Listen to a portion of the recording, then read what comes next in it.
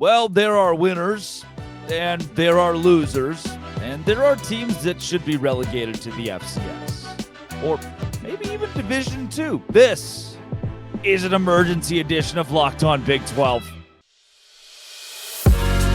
You are Locked On Big 12, your daily podcast on the Big 12 Conference, part of the Locked On Podcast Network, your team every day. Happy Sunday, everybody. Emergency edition once again. Drake Toll with you here from ESPN Central Texas. Thank you for making Locked On Big 12 your first listen every single day. I will say, a chaotic Saturday in the Big 12 because there were some games that were close. There were some games that got distant late in them, and some that you thought, wow, look at these fireworks that were unexpected. Who would have thought that Iowa State alone would come close to covering the over-under of 35.5. Iowa State scoring 34 points in a 34-27 win over Oklahoma State. How about Texas Tech and West Virginia not even combining for the 35.5 that Iowa State and Oklahoma State were supposed to combine for? I will do a complete wraparound of this first segment and give you all of the best from this week in the Big 12. But I also want to go into the rest of the show. These new teams, are they kind of bad? And the Texas Longhorns. I get it. I don't like talking about them. Of course not. I'm not supposed to, but I have to because they beat up on the Baylor Bears. They're now undefeated. They're still undefeated, and I think we have proven that Baylor needs to be relegated to the to probably the Division II ranks. Name a high school near you? Bixby, if you're in Oklahoma. Lawrence High, if you're in Kansas. How about let's call it Aledo if you're in Texas, and I just fill in the blanks for your state or whatever. And I bet there's like a Union High School in your state. Probably think about Union High School in your state or West High. They'd be Baylor. They would probably give Baylor a run for its money. This week, though, the Big 12 winners and losers. Our winners. Number one winner of the week. These are not like ranked, right? This isn't number one because they are the winner of the week, but a definite winner on my list, Kansas. Hello. Keaton Slovis forced into 2 interceptions. The Kansas offense, as good as the Kansas offense is, I wouldn't say the Kansas offense exactly won this game, right? I watched it back. I got to watch about half of it live. I was doing a pregame show for the Baylor UT game here in Waco. Watched back about half of that game. Jalen Daniels was not at his peak level. 14 for 19, 3 touchdowns is good. 130 yards is not. Devin Neal, not at his peak level. 17 carries, 91 yards. And I watched, a lot of that. You talk about the defense stepping up for Kansas and forcing turnovers, including scoring on its own. The offense being in good field position.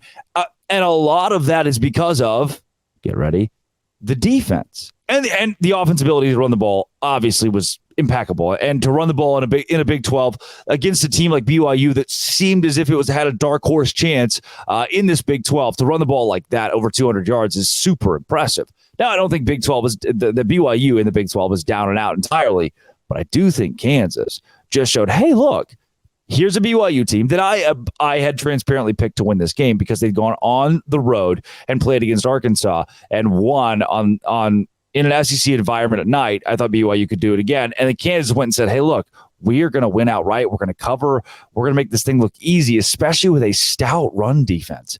9 yards for BYU on the ground. 0.4 average, 0.4 yards per carry in this game. And Kansas did a good job of getting to Keaton Slovis as well.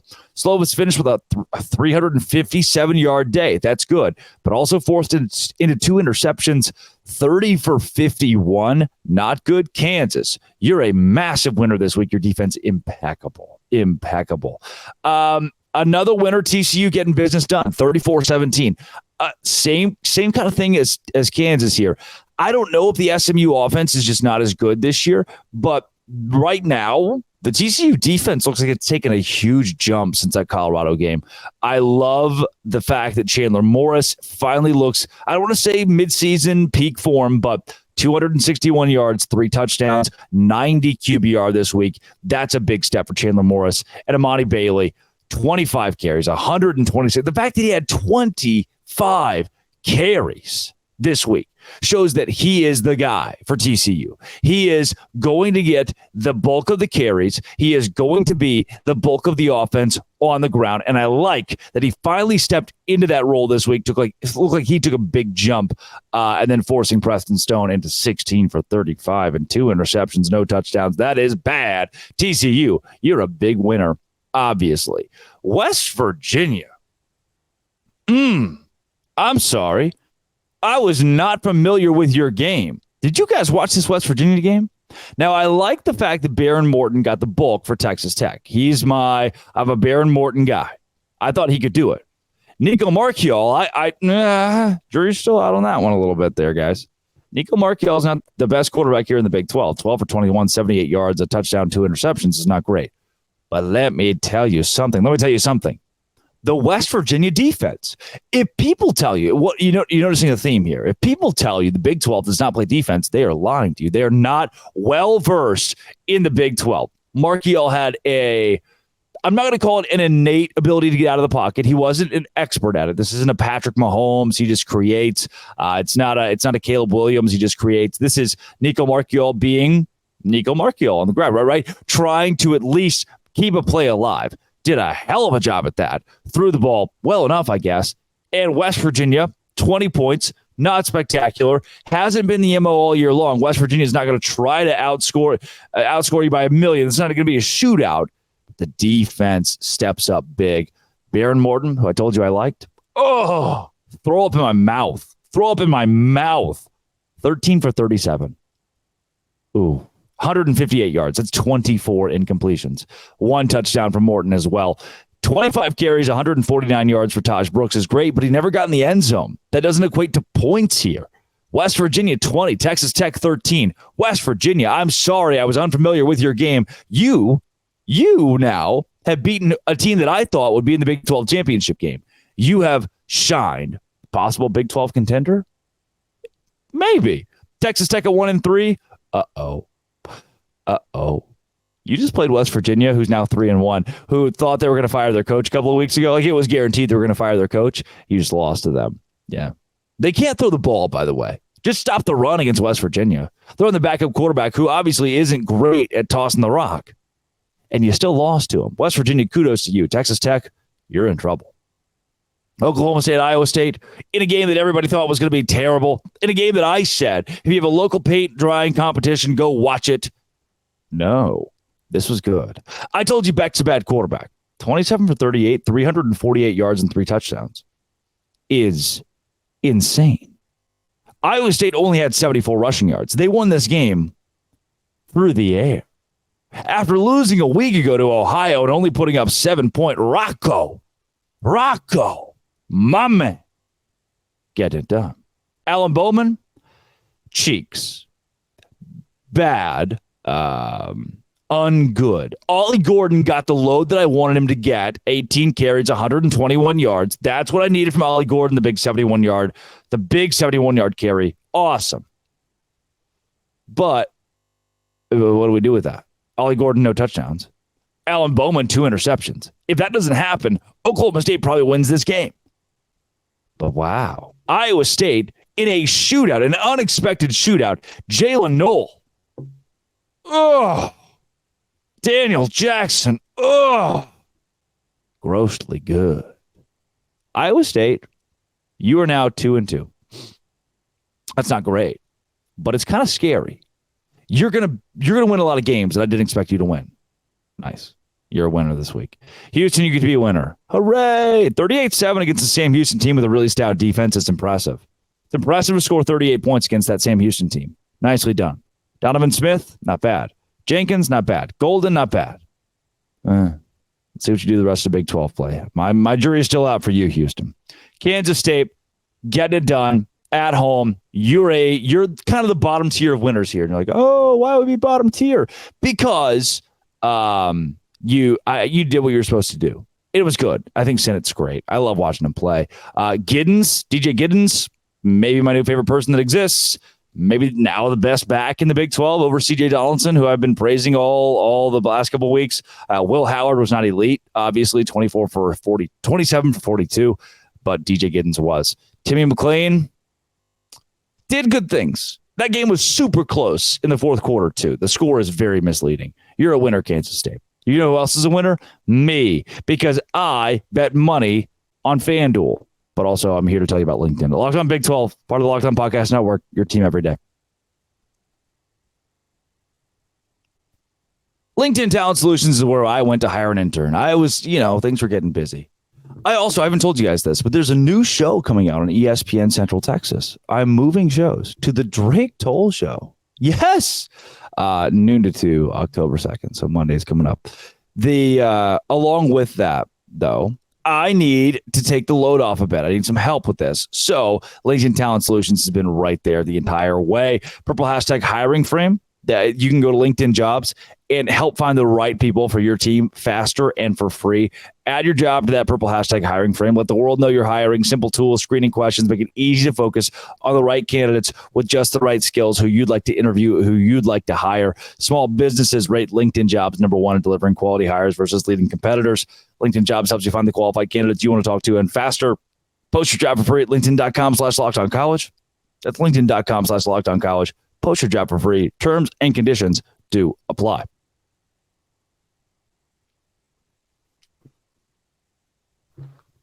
All right. What's going on with these new guys?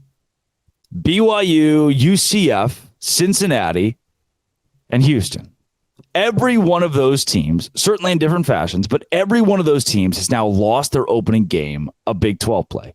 So we talk winners and losers from this week. Cincinnati comes out, loses to Oklahoma 20-6. They are still kind of in a winners category. The offense, not great. Many people are telling me this Oklahoma defense is very much improved, one of the more elite of the Big 12. I don't know if I'm buying it yet, but they certainly looked good against Cincinnati, especially on third down. I watched that game expecting Cincinnati to do something. If you watched the game, you kept thinking, all right, here you go. All right, the Cincinnati defense put you in a good spot. Here you go. Here's your chance, Cincinnati. Here's your chance. Just go score. Just go do it. Just do the score thing. And in the end, Cincinnati 3 for 15 on third down, 1 for 4 on fourth down. The yardage, not much of an issue, 376 total yards, 235 of that through the air is not great, 141 rushing, pretty balanced attack. But you couldn't score. Not a single touchdown for Cincinnati. First time that's happened since Cincy played in the college football playoff against Alabama. Bad. But still a winner because the defense was great. You held Oklahoma to 2 touchdowns. Dylan Gabriel is supposed to be the cream of the crop, one of the best quarterbacks in this conference. Cincinnati, you played a hell of a game, and I think you still showed this is a 7 or 8 win team. That's impressive. Despite being 2-2, still the upside of 7-7. 7 wins. 7-5. We're not in the NFL, which is also not 14 games. The others, BYU, your first Big 12 game. Man, you just went on the road and beat Arkansas. Is this what being a BYU fan is like? Is this how you guys operate? I got to host Locked On Baylor starting about a month ago, so I'm really getting to acclimate myself to all these programs. Is that just what BYU does? It's like, hey, here's this huge, awesome win. Now we're going to follow it up with a loss to Kansas. Now it's not your grandma's Kansas. This is a good Kansas team, but you go on the road. What's tougher? Winning against Kansas at 2:30 in the afternoon in Lawrence, or winning against Arkansas at 7 p.m. in Fayetteville? It's obvious that it's being at the SEC opponent, and you beat the SEC opponent, and then here against Kansas, you have an opportunity to win. You're up by 3 at halftime. Then the third quarter fall apart. Like, okay, whoa. You were down by double digits to Arkansas last week. There's still a way to come back and win this. It's only at that point it was close to tied. Kansas had it was 28-20 at that point. Like, all right, 8-point game. What can we do with this? Fourth quarter, Kansas still outscored BYU 24-10 in the second half. Kansas covers, knocks off the Cougars. Now BYU 3-1, Kansas 4-0. BYU, you're a loser this week. You are a loser this week. Keaton Slovis, a couple of turnovers. Were they both his fault? Who's to say? But 30 for 51 is not great. And the fact that the running game, 22 carries for 9 yards. Now, the NCAA does the stupid thing where sacks count against a quarterback and his rushing yardage and the team's rushing yardage. But, man, still, 22 carries, 9 yards is not good. 0.4 yards per carry. That's like 1 foot and 3 inches per carry, which is way above average. BYU. Keaton Slovis was not bad. I'm not saying he was bad.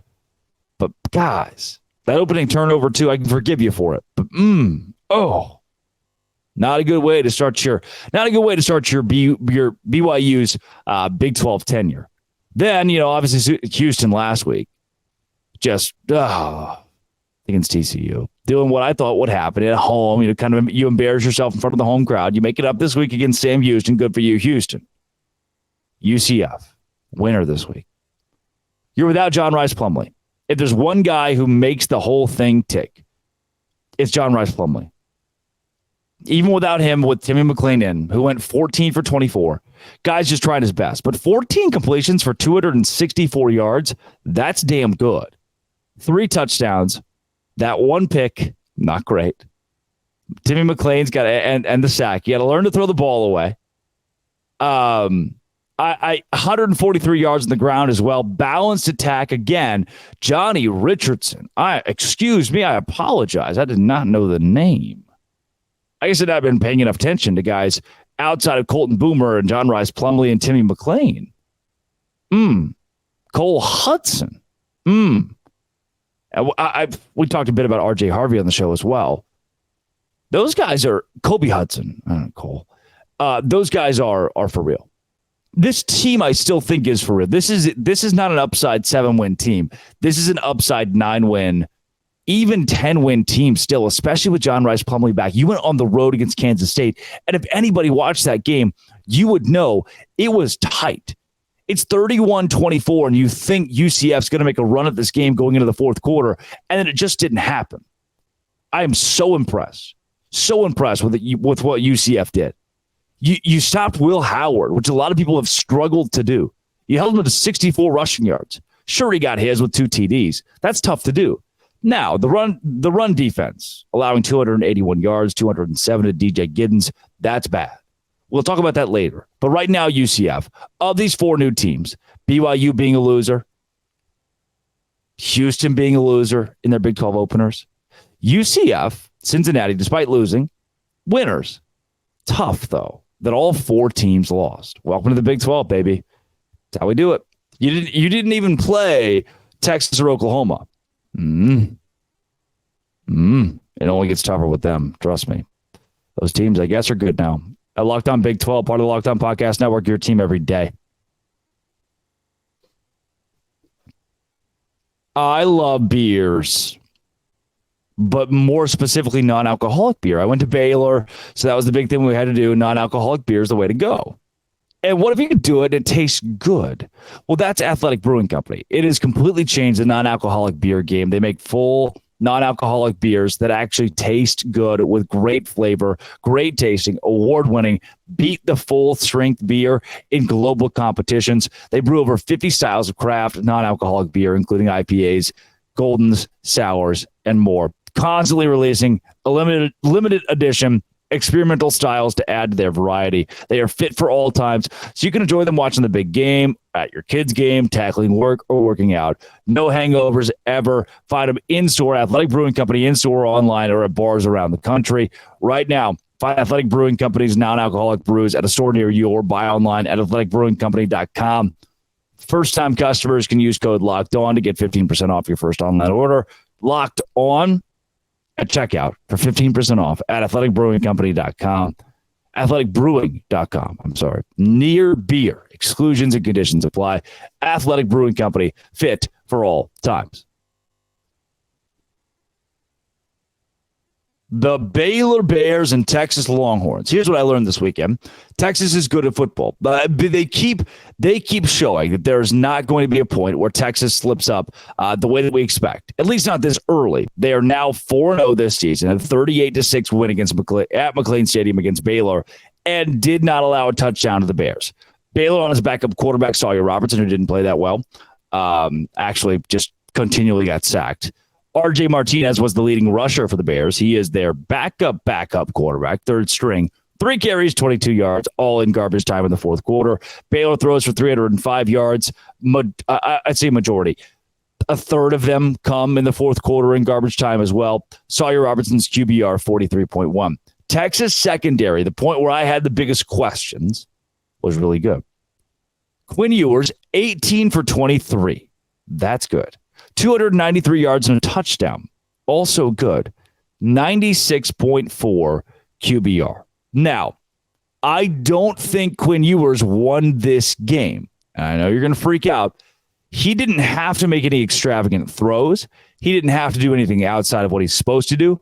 Quinn Ewers was given a task and completed it. He did not have to be extraordinary for Texas to win this game. That's a compliment. Quinn Ewers didn't have to be otherworldly for Texas to go on the road and still roll by 32 points in a game the team was favored by, at one point this week, 14 points. Quinn Ewers did his job. This is a level-headed, I was in the house, impressive Quinn Ewers. 4 touchdowns on the ground as well for the Longhorns. Jonathan Brooks, 18 carries, 106 yards, and 2 scores. He is fast. Xavier Worthy, still my favorite receiver in the Big 12. And Jatavion Sanders, unfamiliar with his game as well. Really good. A.D. Mitchell, great. Xavier Worthy, I know his stats didn't pop. 3 for 31, 3 receptions for 31 yards and a touchdown. But the punt return to everything that he was able to do, just I watch him and I think, next level. Now, Baylor, Texas, you're not just a contender, but the team. If you don't go to the Big 12 championship game, we got legitimate problems. You did something wrong. Something went very bad for you.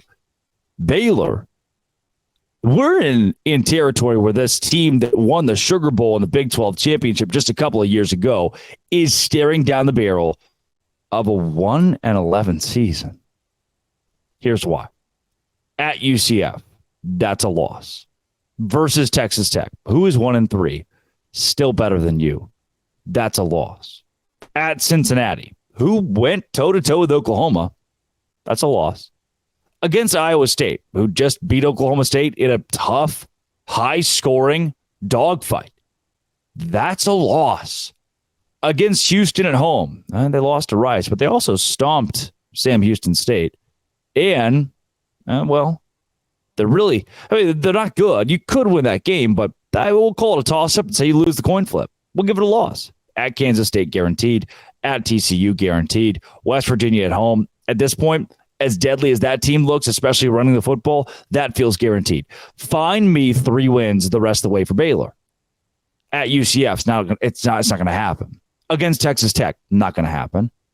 At Cincinnati, it's not going to happen. Iowa State at home, I don't think it happens. You know, they lost to Ohio. Maybe you have a shot. You're going to have to upset multiple people to be bowl eligible at this point because Baylor has some automatic losses coming up already. You're a 1-3. You're going to lose Kansas State on the road at TCU. That is now 1-5 that we've built. Find me 5 wins out of UCF on the road, Texas Tech at home, Cincinnati on the road, Iowa State, Houston, and West Virginia. We are in not just bad territory for Baylor and Dave Aranda, but territory of saying, what is Dave Aranda's future with this program? And is there one? I don't know. As somebody who went there recently, was at the game, one of the most great crowd, unbelievable crowd, bad football team. One of the most embarrassing games that Baylor's played in the last decade or so. Less fight than a 2017 team that went 1-11, but at least competed against top 5 Oklahoma. This is a team that gave up. Wave the white flag. We can't play with these guys. We're good. We're going to go home. And I know, like, if you're a coach, right? If a coach stumbled upon this podcast and was like, I'm going to listen to it and just see what they say. And you think, that guy's wrong. That's not right. There's no way that's right. Look in the mirror, man. Like, take an objective, 30,000 foot view on this kind of stuff. At some point, you got to look and say, oh, yeah, we are 1-3 and things are kind of bad. Yikes. I don't know what you do if you're Baylor. I don't know what Dave Aranda's future is, but the wheels have fallen completely off. This was non-competitive. For the rest of the Big 12, congrats. You found your punching bag. It's the Baylor Bears. This is Locked On Big 12, part of the Locked On Podcast Network. Thanks for making it your first listen every single day. Come back tomorrow. Thanks for listening to the Emergency Podcast. This has been, and always will be, Locked On. Thanks for making it your first listen every single day. Doce Grande.